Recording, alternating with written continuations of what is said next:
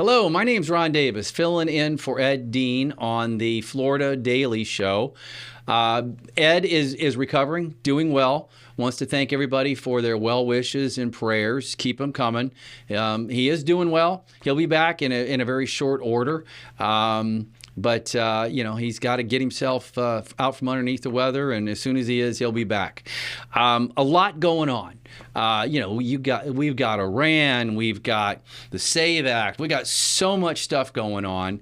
But one of the latest bits of pieces of news to come out was Pam Bondi has been relieved of her duties. Now, I know that the media and a lot of people that despise Pam Bondi are, oh, she got fired.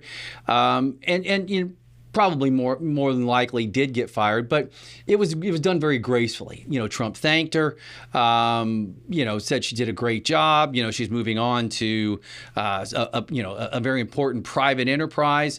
And, it does seem a little bit weird to me that she's got a job within 24 hours. Maybe it was more of a mutual thing. I know there's been a lot of frustration with Pam, and she's catching it from everywhere. She's catching it from on the Epstein stuff. She's catching it on the people that want to see people jailed. Personally, and I know this is going to drive a lot of you all nuts out there, I think she's done a great job. I like Pam. Pam's a good friend of Ed's, and she's a good friend of the show. And I'm not saying that because of that. I'm saying it because I think she's been threading a needle. Okay, on the Epstein stuff. A lot of her wounds were self-inflicted. I'm the first to admit that. She, made that comment in that interview about, it's on my desk, and it made it sound like she actually had Epstein files sitting on her desk to review. And it turns out there are no Epstein files. Little things like that, it's self-inflicted. And I feel bad for her because, you got people like Bongino and Kash Patel that, when they were out of the administration and they were podcasters, they just raised this specter of the Epstein this. And honestly, I think a lot of it had to do with they just thought they had something on the Clintons for once, right? They raised all kinds of bloody hell about why aren't we seeing this? Why aren't we doing this?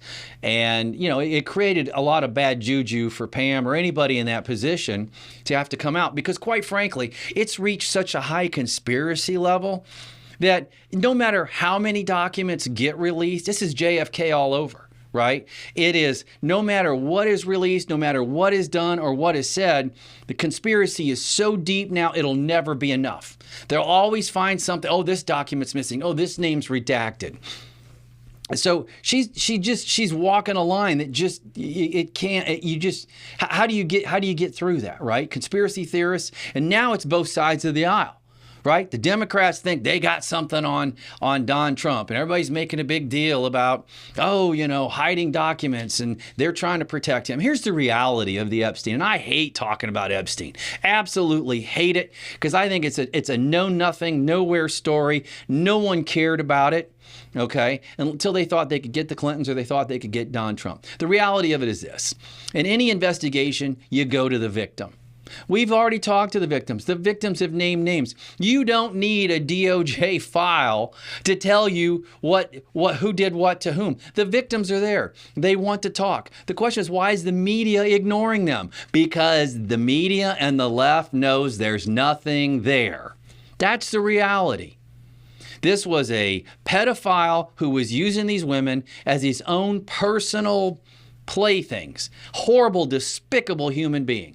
But the reality of it is, outside of Prince Andrew, there's really no evidence of anybody else. There's been a couple girls that have thrown names out there, or you've heard this, a friend, one of the girls' friends said that Don Trump did something, or that somebody did something to her, but when they try to track it down, it doesn't exist. You don't need DOJ files when you have the girls. Period. End of story. Go to the girls. Interview the girls. Talk to the girls. They'll tell you the who, the when, the how, and the what. They have. It's been vetted. It's been investigated. And they got the perpetrator. That's all Epstein is. But poor Pam Bondi had to deal with all that, right? And then, I admit, she stuck her foot in her mouth several times and, made it sound like, that there was there. But at the end of the day, no amount of records being released is going to fix that. On the other hand, she's got this whole dilemma of why aren't people being handcuffed? Well, guess what? She tried. There's no one more than myself that wanted to see Brennan, Clapper, Comey, Strzok, Page, all of those people go to jail or at least have to pay significant amounts of attorney's fees to defend themselves for what they did. It was a fake story from the beginning and they all knew it. Okay? The day Mueller took this case on, he was aware, or at least if he wasn't, everybody that was doing this investigation for him was aware there was no Russian collusion.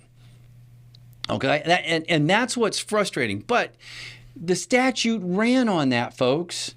You cannot criminally prosecute people after the statute run. Okay? It ran during the Biden administration. Now, what they were going after for Comey and Clapper and Brennan were for lies that they told Congress when they were under oath. And I get it. It is frustrating to have 8 or 9 months go by and the Department of Justice do nothing in regards to those lies. And then a Friday before the statute of limitations, or a Thursday or Friday, whatever it was before the statute of limitations runs, Trump says, hey, look, what's going on? Why isn't this? And then, within a couple days, cases are filed. Okay? Motions to dismiss were filed. And guess what? They were granted. So now that's got to work its way up through the appellate court. And I'm like a lot of you. Don't get me wrong. I wanted this to go forward. But, you all are mad, and I'm mad that there was lawfare, that the Democrats have used the criminal justice system as their personal playground for personal retribution for so long and got away with it. Okay, and they're lucky. D.C., 96% of the voter pool there, of the jury pool in D.C. are liberals. Sussman's trial, he clearly lied, but yet 2 of the jurors were Hillary Clinton donors. All right, they're not going to convict. You will not get in a political type case that has any political underpinnings in D.C., you will not get a conviction against a Democrat. Period. End of story. You will always get a conviction against Republicans. Always. And that's their personal playground.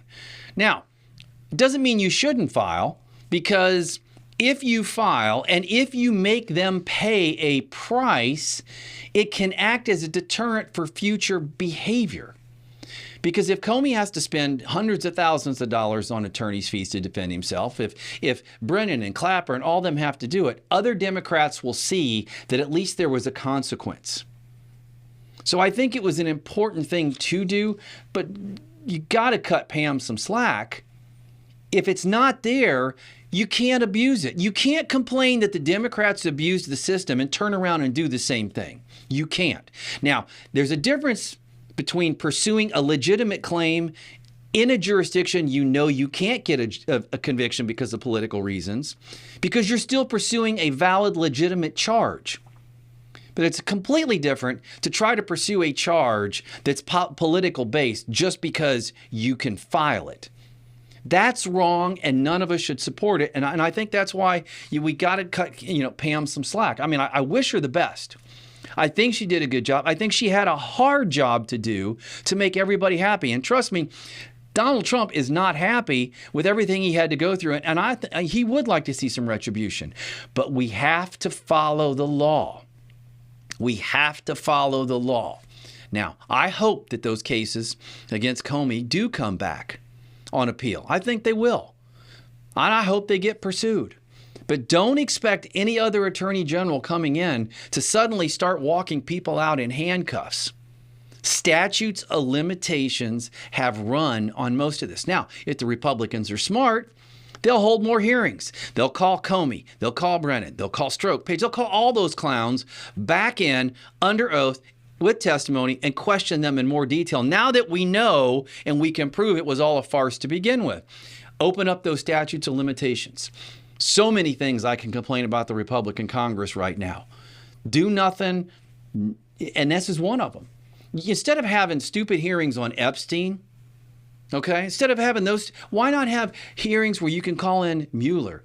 We can't now, Mueller's dead, but you can call in Comey, you can call in Brennan, you can call in Clapper.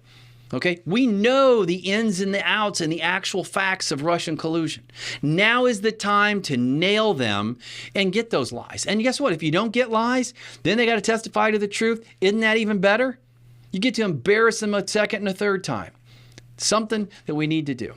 But anyway, I feel bad for Pam. I really do. And I wish her the best. I know Ed wishes her the best. And we're going to pick up in a couple other segments. We're going to pick up some other firings. We're going to talk about Hegseth firing the chief of staff. We're going to talk about, I'm going to do a little discussion about the general staff in theory.